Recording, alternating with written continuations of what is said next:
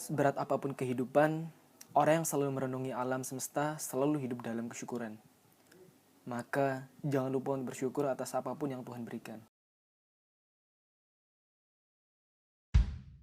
Pendakian kali ini sedikit berbeda dengan pendakian sebelumnya. Pendakian sebelumnya, kita tidak perlu merasa was-was dengan adanya virus corona. Sungguh menyebalkan memang dengan keberadaan makhluk kecil ini. Namun, di balik itu semua, kita harus bersyukur. Pasti ada hikmah yang Tuhan berikan kepada kita.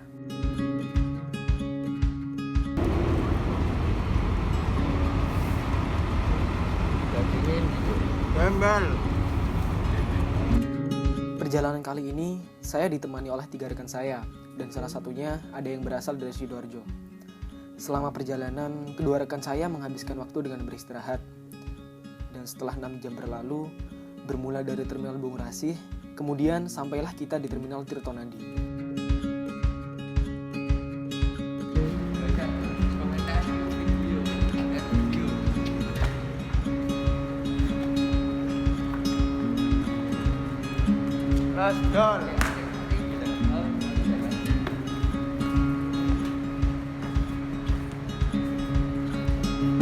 Di Terminal Tirtonadi, kita mendapat tawaran dari taksi online untuk menuju base camp Lawu via Candi Ceto.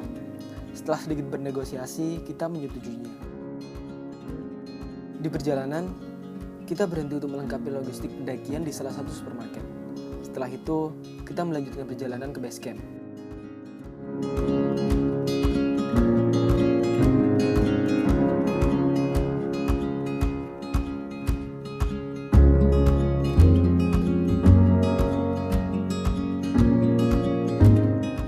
Sesampainya di sana, kita beristirahat sembari menikmati kopi dan menunggu terbit fajar.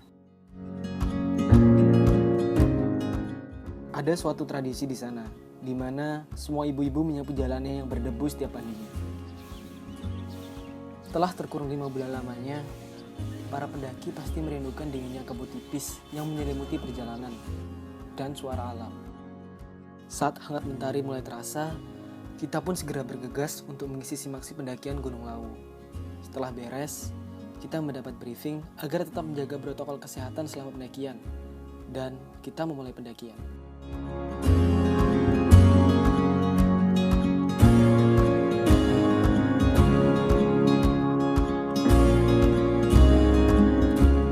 Kita berjalan menuju pos 1. Perjalanan dari base camp ke pos 1 lumayan mudah karena tidak terlalu banyak tanjakan.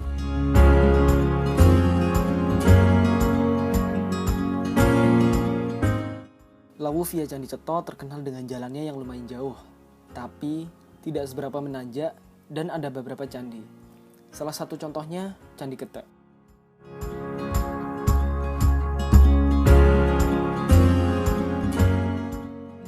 Lalu sampailah kita di pos 1 untuk sebat santuy sambil melemaskan kakinya. Ja, say hi aja. Say hi. Nah, ini orang dari Sidoarjo. Ya, Bo. Wong teko Jogja ya piye?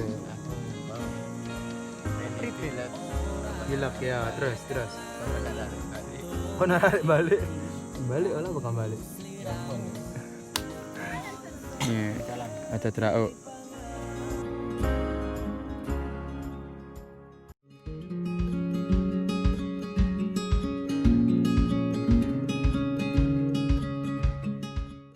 Kita melanjutkan pendakian ke pos 2. Jalur yang dilewati hampir sama dengan base camp ke pos 1. Tapi di sini lebih banyak tanjakan. Jalan yang dilalui di Candi Ceto kebanyakan dari tanah dan berakar. Berbeda dengan Cemoro Sewu yang identik dengan bebatuan.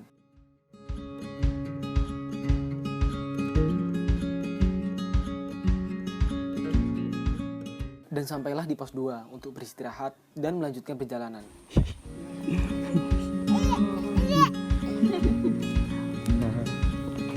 Di pos 3 terlihat banyak sekali pendaki, karena disinilah sumber mata air berada.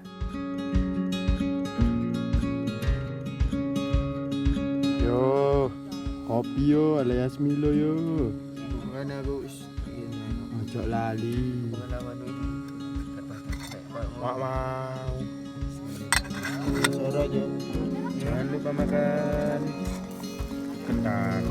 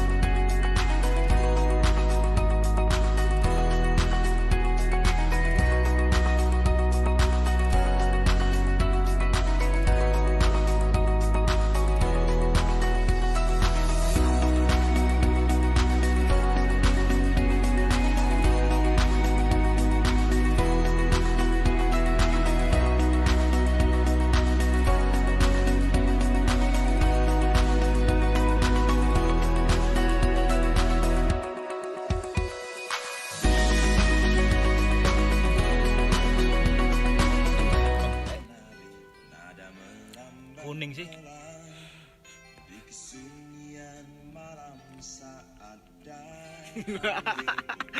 Jun. Draw. Oi, oh. Bah.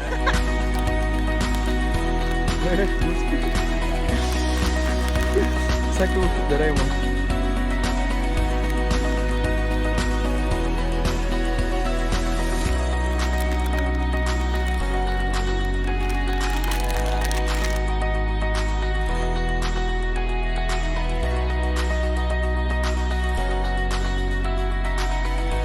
Kita melanjutkan perjalanan ke pos 4. Disinilah tanjakan-tanjakan mulai menyiksa.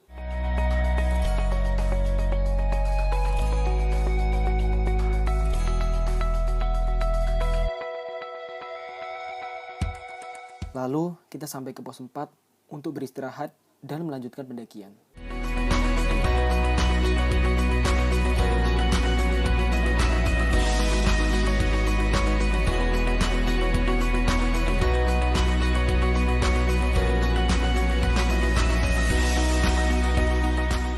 Tak lama, kabut mulai menyelimuti pendakian. Dengan dinginnya kabut, menambah semangat tersendiri bagi kita.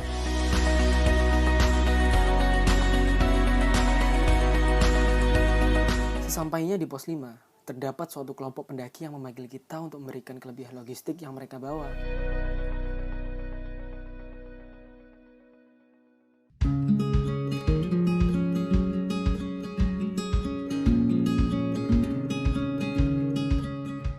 Lalu, sampailah kita di Gubak Menjangan untuk mendirikan tenda. Kami memasak dengan tujuan mengisi tenaga untuk melanjutkan pendakian ke puncak.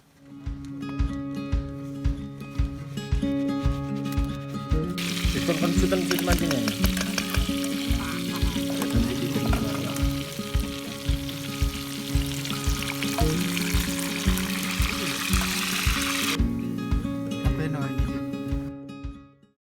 Setelah makan, kita dikejutkan dengan adanya berita pendaki yang meninggal di puncak yang dikabarkan oleh kelompok pendaki lain.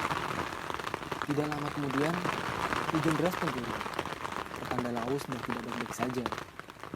Kita mengurungkan niat untuk melanjutkan pendakian ke puncak pada hari ini dan berdoa semoga esok hari lebih cerah.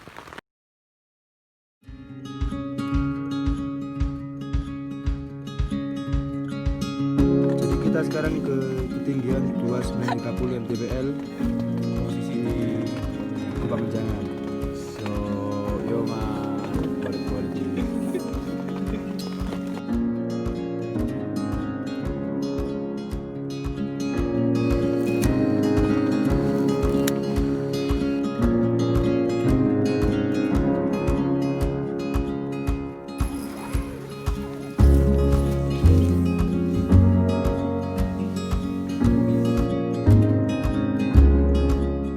Keesokan harinya, kita melanjutkan pendakian dengan disuguhi sabana yang indah dan luas.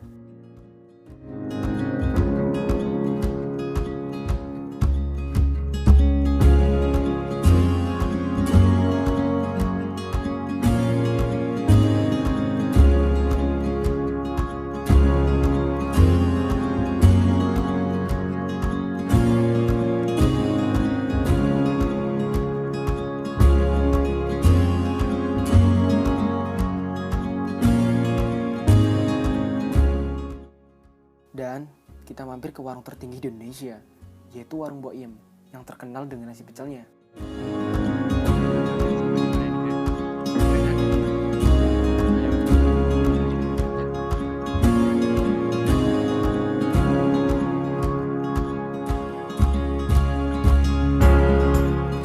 Lalu, sampailah kita ke puncak Argodomila. Sungguh bersyukur bisa berada di atas sini.